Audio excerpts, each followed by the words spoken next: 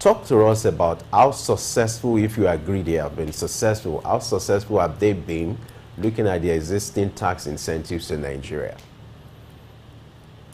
Okay, I would like to say that the existing tax incentives have been successful in the sense that we've seen some economic development by virtue of this incentive. For instance, we have the free zone that was created where we have businesses that are able to operate.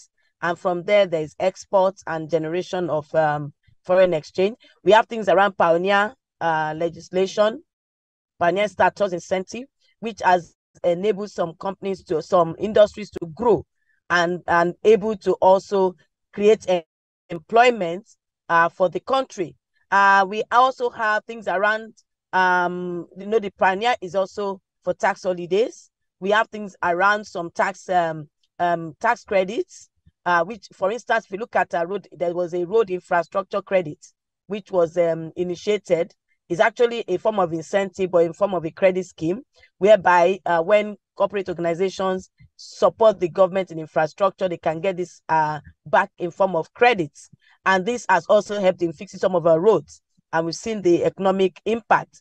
We have things around some sectors that have been encouraged by virtue of giving them tax holidays to be able to develop the created employment. They've also been able to add to the development of our economy. Even though we may not be there yet, we may not have achieved what we so desire to achieve. But I want to say that the era of tax incentive has actually helped us. It's just that we now need to start reviewing those tax incentives. Are they achieved their goal?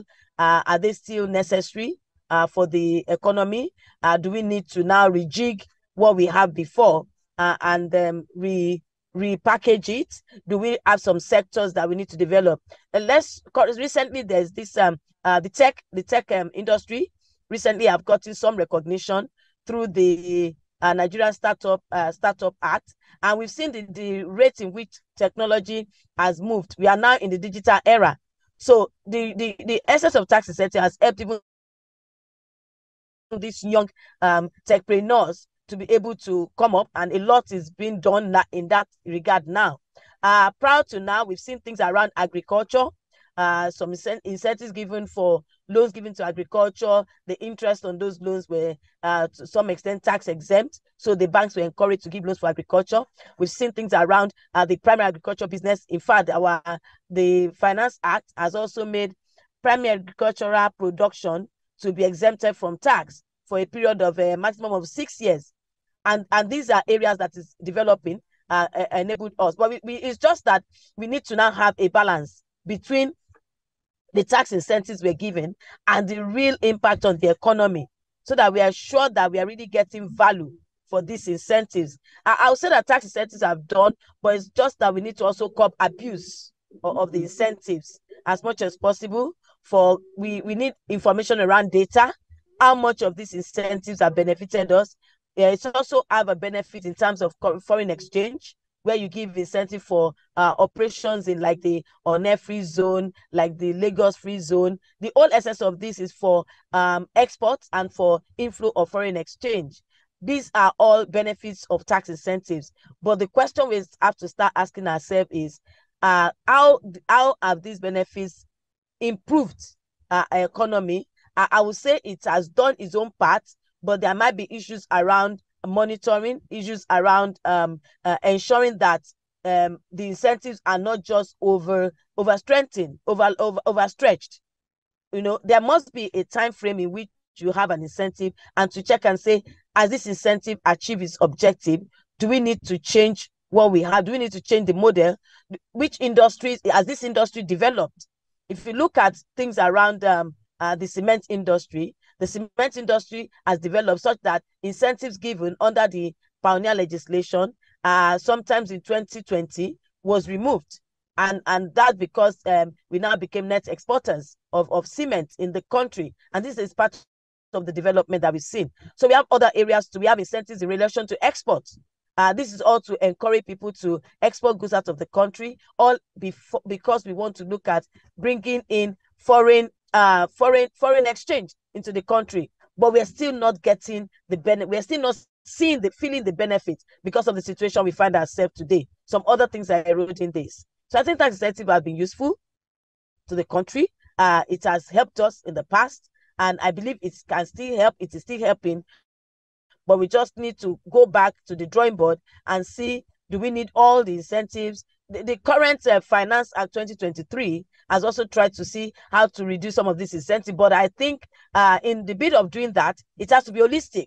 It's not just to pick a few, but to look at all the incentives, look at the sectors that are benefiting, the sector that need to be benefited. How do we develop our domestic businesses, manufacturing businesses, and things like that? So there needs to be some reviews around incentives to see whether it's still serving its purpose or needs to be amended or realigned. I think those are the things that we need to do in terms of tax incentives. Thank you. Incentives provided by the government to ensure that businesses are able to breathe, so to speak. There are some places around, or some locations around the world that are considered as tax haven, and incentives like this is the reason why investors flood to such destinations. But here we also have lots of incentive. But you mentioned that the gains have not actually been actualized. What are those factors that are watering down the gains of these incentives? Now, the factors, number one of the factors is that do we have a proper monitoring of the benefits of these incentives? Can we say that all the incentives we given, let's take for instance, in the list of tax pioneer incentive under the tax holiday, we have different industries. We have technology, we have services, we have manufacturing, we have gas utilization, we have different aspects. Can we actually, as a country, look at each of this industry and say the incentive given to this industry has been able to add to our GDP by so percentage between this period and this period? And that comes to the issue of data. Do we have that data to assess the effectiveness of the incentive that we've given? In the absence of data, it is difficult for us to assess how effective they've been. And this is where we need to also, and we also have different government ministries that are managing some of this incentive. Though the incentive is talking about tax incentive, which is coming from the Ministry of Finance, but you find out that other sectors we have the Nigeria Investment Promotion Commission, who also needs to give an update as to what value has this incentive brought on the table. So there needs to be some synergy. There needs to be some assessment and to see how we've gotten, or what we've gotten, the value we've gotten from these incentives. And when we see the value, we can now know the ones that we can continue with. We can know the ones that has lived his life and needs to be repealed. Not that we just repeal it, because we can see that it has achieved the purpose for which it has been. And then in terms of also being able to monitor what is happening in each of this industry, to be sure that there is even no abuse of the incentive. And when you talk of abuse, it means that people that qualify to get this incentive are the ones getting it. And we are not getting leakages instead of getting development and economic improvement from the essence of these incentives. And these are critical to being sure that the incentives are achieving what they aim at achieving. We don't just want to have incentive. We want to have incentive that is adding value, because the incentive is translating to tax expenditure.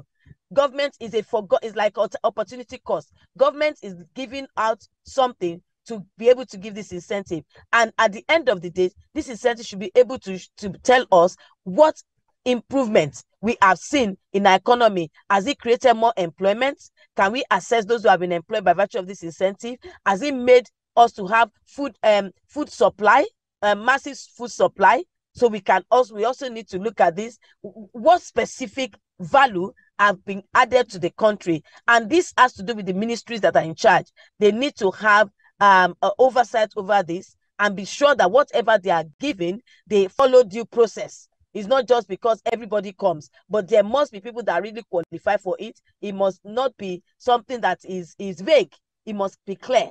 and anyone that wants to review this should also be. So the leadership in terms of legislators should actually put this in ministries that are in charge to task to ensure that they are able to account for all these incentives and able to prove the value that have been added to the nation. And they should also be accountable to the citizens to tell the citizens that this is what we have been able to do as incentive.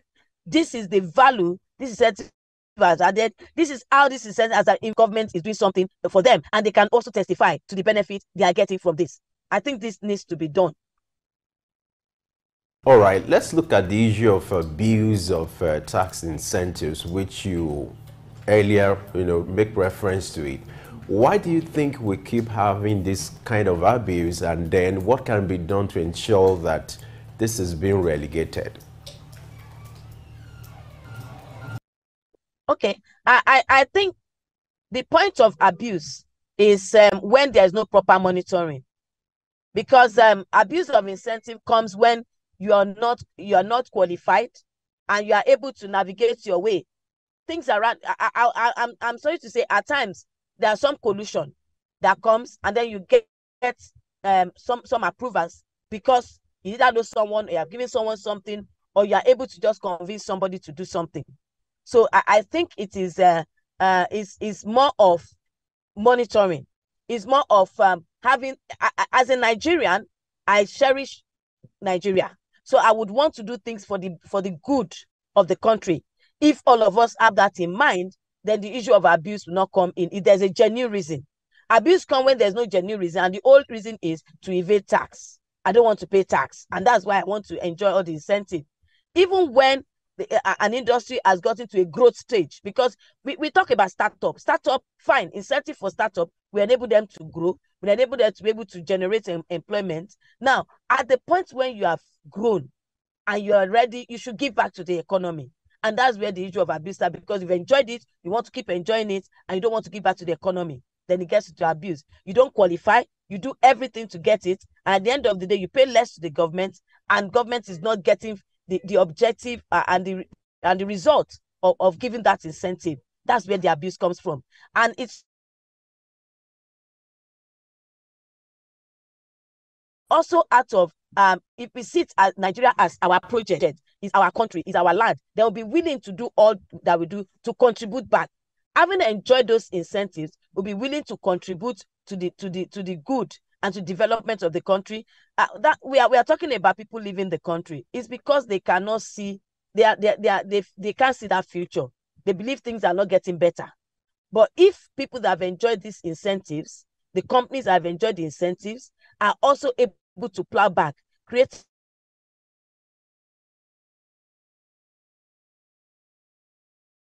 employment, add value to then we not get people to want to stay, and those are areas that we also need to look at. Let's take a look at the pioneer status tax, for instance, where some companies are granted a tax holiday. And you just talked about the startup. For the monitoring, shouldn't it be easy to monitor and know when a company is no longer within that status or no longer eligible for that? Because there is this registration document with the CAC. You know when the company was incorporated, and a company files its tax returns. Shouldn't it be very easy to just know, oh, these companies are eligible for this kind of incentive, and these other companies are not eligible for this incentive? Now, in determining the companies that are eligible for certain incentives, how difficult is it, or should it be? It is not difficult. It is clear. The law has clearly specified those who are eligible, and to support that, there have been regulations, there have been some guidelines that have been provided. So it is clear to know those who are eligible. And it is also clear to know what we call date of production day. Because when you are submitting and you are applying for Pioneer, you would give so many documentation, including your proposals in terms of capital expenditure acquisition, in terms of employment that you plan for the next 5 years. because Pioneer is actually for the first 3 years and then extended for 2 years, except for, I think, primary agricultural production that now has, I think, 4 and 2, which is about 6. So it is clear to know when they qualify, when they do not qualify. The only thing is that Pioneer is given either by product or by industry. So it is possible for you to get Pioneer based on a product. And when that product has outlived its Pioneer period, you can actually invest. It's actually supposed to encourage investment. So these things are easy to track. It is a matter of being conscious of the responsibility that's been laid on the NIPC to monitor this, such that nobody is getting more than what they get. And I don't think it's difficult to do. I want to give it to NIPs that they've been trying their best. At least when people get Pioneer, you do 3 years, you have some reports you must submit. Even every year, you must file some things. You must show performance reports must be submitted after the first 3 years. Even when you want to come and renew, there's some requirement that I mean, even before you are given, there's some inspection that is done. It's just for this to be properly put into perspective when the reports are being done, when government is assessing how effective the incentive has been. And apart from you getting the Pioneer, then we should be able to say, okay, for this particular Pioneer industry or product, how many companies have gotten it? What impact has that made? And that is where the issue of analyzing the data that we have. There are data. It's just to ensure that these data are properly aligned, analyzed, and to be able to address whether we've achieved the objective or not, and not just to be gathering the data. We can't be gathering data, knowing the companies, knowing the industry, but we must move to the next stage of analyzing this data and being sure that it has achieved what it's supposed to achieve. It shouldn't be a difficult thing if we do the right thing and follow the rule. There's a process, there's a law, there's a guideline, there are procedures to be followed. And once we follow this, they should not be difficult to track and prevent any abuse. You know, when we talk of abuse, I always ask myself a question: abuse in relation to what? If some things are done within the confines of the law, we can't say it's abuse. But if somebody does not qualify, and because corruption has allowed them to get what they do not qualify for, then the issue of abuse start coming in. But if people qualify and it can be demonstrated with appropriate documentation, I think that's not an abuse, and it should be assessed. And the next stage should be analyzing the impact that has made in the economy, in terms of employment, in terms of plowing back into the business, in terms of providing the object of that incentive, ensuring is achieved. Thank you. Now let's look at investment promotion this time around. What do you think the federal government can do or put in place? What kind of mechanism do you think the federal government can put in place to attract both local and foreign investors? Okay, in terms of investment promotion, I think the first is our economy. Our economy needs to be attractive, because as we are today, investors are looking at the political stability, they are looking at the economic stability of the nation, they are looking at the ease of doing business. I think it's critical for us to work. There's been some work done on ease of doing business, but I think we can improve on that. In fact, ease of doing business is the political situation, stability, the economic, in fact, foreign exchange has added to it now. The subsidy removal has even added to it. All this needs to be looked into, because if any investor wants to come in, they want to be assured that they'll be able to do their business well. Apart from even being able to repatriate their dividend or being able to repatriate their profits, they would have added some value, and it is the leftover, in quote, permit me to use that word, the leftover is what they will be taking back. They would have created employment. So in terms of investment, must look at creating an environment whereby investors can come in, they can improve the life of our people, create employment, they can add value to our employable level, and they can also be sure that they'll be able to do their business without harassment. In fact, there's issue around multiplicity of taxes. You want to do a business, you pay the federal tax, which is in the law, you pay the state taxes, you come local government, and apart from local government, you have some other things that you also go through. So these are things that investors want to look at. They are not looking at tax alone. They are also looking at the stability of the economy. Are they sure of what will happen tomorrow? Or that they will just wake up and see things have changed? Is exchange rates, for instance, now, we don't know what the way exchange rate is going now. No investor will want to come, and the investors are even leaving. We've had a couple of companies that have left the country. And you know, the implication of that is that there will be unemployment because people they've employed will have to be left thrown back to the unemployment food. So the stability of the economy is really, really important. Ease of doing business is important. Political stability is also important. They will not want to come and then there's extra scatter and they lose all their investment by virtue of opera or chaos or something.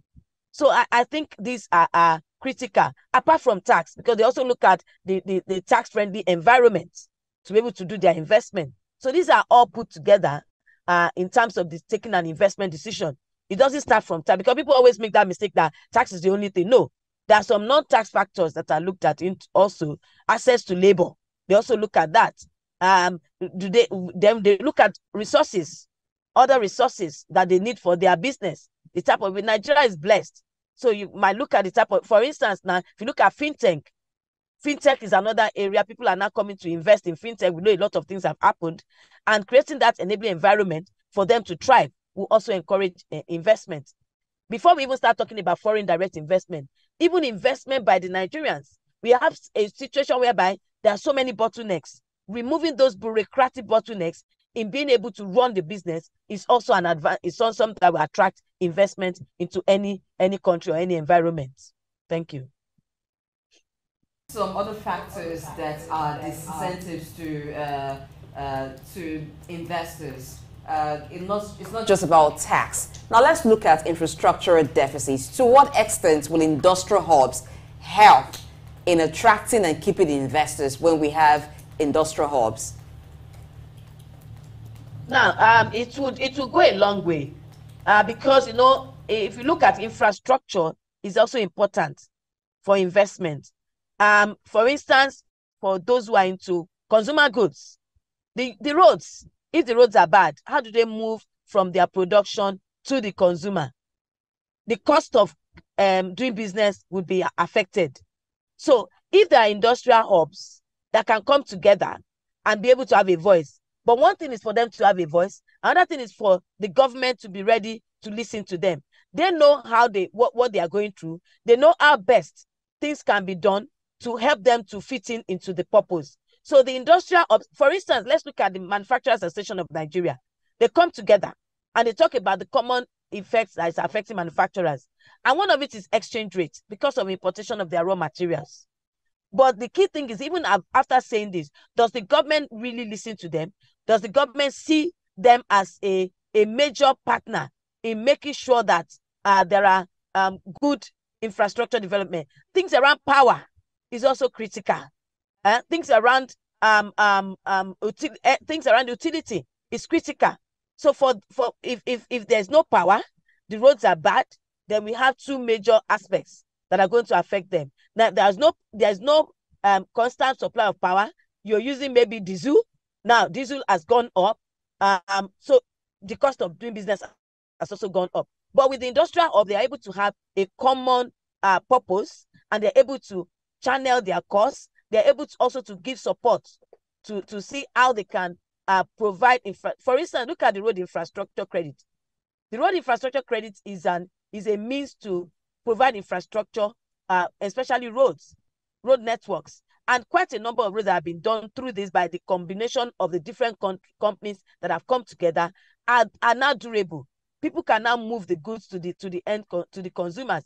People that are not even businesses are also enjoying the roads. The Obajana Kaba road is being enjoyed. We have the Woroshoki road that's just been done, and we have things that have been done under these different up. And it's because some people have come together and say, oh, this is something we can do, and they all came together and say, let's see how we can support government in this infrastructure and take it in form of tax credits. Because, you know, if you look at time value of money, you may not say that it is valuable, but because it is going to help other sectors, they have seen it as a means of, let's invest in this infrastructure under that common goal, and then let's see how we help the economy to grow by virtue of infrastructure development. We are now looking at area of power. because if you have power, you have good roads, that's access to markets. The artisans, they'll be able to work. You can develop the non-informal sector. The informal sector is a larger part of our economy, and they rely more on power. So these are, once we have these industrial hubs, and they're able to look at how best can we support government, and also government gives them some relief in terms of whatever support they give, which is what the road infrastructure tax credit is able to do. So we can have this, it will also help to drive this. But it also comes from government's political will to support these hubs and listen to them, because they know more about where the shoe is pinching them, and they'll be able to provide solutions to how best to help them, so they can also contribute their quota to the growth of the economy. Thank you. Now, let's take a shift to look at the issue of tax compliance. Now, in spite of the incentives by government, you still discover that the level of compliance is still low. What can be done to change the narrative? I've always said, when it comes to compliance, I always encourage people to voluntarily comply.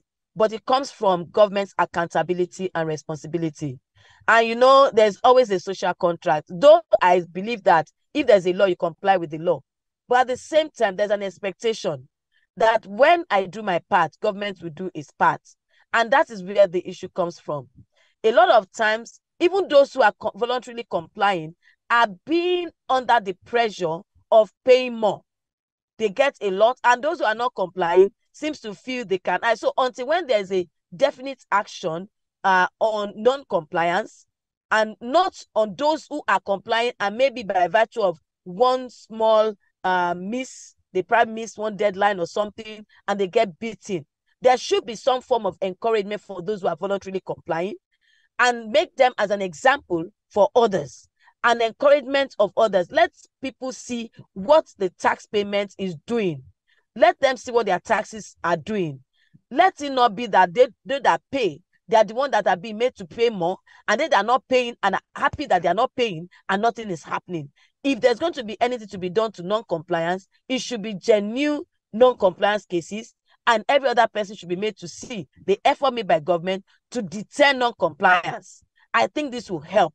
And also, like I also say, ease of paying taxes. I want to give it to the tax authorities. They are making it easy. You now pay on platforms. You don't have to move from one place to the other before you can pay your taxes. You can pay from the confines of your room. Fine, it is good. That is really very good. And I believe that this is the right way to go. But at the same time, there must be some name and shame when non-compliance comes up. And the name and shame must have to be it must be defendable. It must be clear. And then there must be proper interpretation of the laws. At times, when the drive for tax collection is higher than looking at the business exigencies, it becomes a problem. So I think that it would be good for there to be that social contract or compliance with the social contract between the citizens and government. Government needs to be accountable. They need to be transparent. They need to be sincere, so that the citizens will know that government is not just collecting, they are using it for something, and then that will make people to voluntarily want to add to the pot of the tax collection of the country. I think it's very necessary. Don't punish those who are doing well. Don't tax people to poverty. Please, let the poor breathe. Let the businesses breathe, and let them be able to do business, contribute to the economy, create employment, and still be able to pay their own share of tax to the government. That's what I would say. An individual what percentage yeah. is ideal? Or should it vary according to sector, industry? We know that the corporate income tax is put at 30% currently in Nigeria. Do you think it should be standard, or it should vary so that some industries, some sectors are not overtaxed? And is it possible for those who are complying willingly to have a rebate as some encouragement and serve as an incentive for others to follow suit? In terms of the tax rates, I think the government has tried to do some graduated rates for small, medium, for the small 0%, no tax, so that can encourage them. which I think is a good one. For the medium, 20% companies, and for the large, 30%. I think that graduation of rates is a welcome development, though it can also be looked into. I know the national tax policy also looked at reducing the corporate income tax rate so that there can be more people to be encouraged in terms of compliance. I want to believe that the tax policy reform committee are also going to work on this. They're going to look into this and be sure that they consider some of this. Then in terms of, I think you talk in terms of incentives for those who are complying. I think there used to be a 1% self-assessment bonus, which I think is still there for those who comply. That's an encouragement, but the conditions for that is also not that easy. You must pay within a particular time. What if you have cash flow? So there must be something that is flexible. When I mean flexible, not open to different interpretation, but it's clear, it's easy to administer. Let me use that way. So it's something that when you look at it, for instance, if you're complying and you have a problem, then it shouldn't now be seen as a default. Once you communicate that, there should be some relief for you. Then in terms of, I know there'll be times that when individuals comply, they have like a forum whereby such individuals are actually brought out to the limelight that this person has contributed to the state purse, they've done this, they've complied, as an example for others. And they are more like, not a rebate anyway, because we won't be saying, but government is talking about getting more money, and you're saying reducing it. But I'm saying those people are given recognition and the contribution they've made. So other people are encouraged by what they've done. Now, but what they contribute, government should use it for the better life of everybody. And so can have more people say, yes, since I can see what government is using, I also want to contribute to the life of others. And this has to do with you being a citizen, seeing yourself as a proper citizen of the country and contributing your quota. So I think it's good to encourage those who contribute well. And I think it's also the best to punish those who are not doing the right thing so that this can balance. But the political will to do both is also what needs to be considered.